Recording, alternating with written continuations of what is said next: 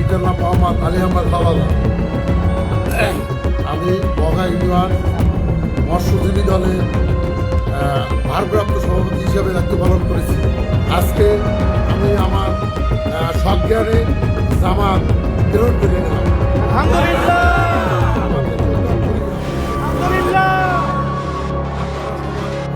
কারিগল্লার পক্ষে কারিগল্লায় ভোট দিয়ে জয়যুক্ত করবে ইনশাআল্লাহ।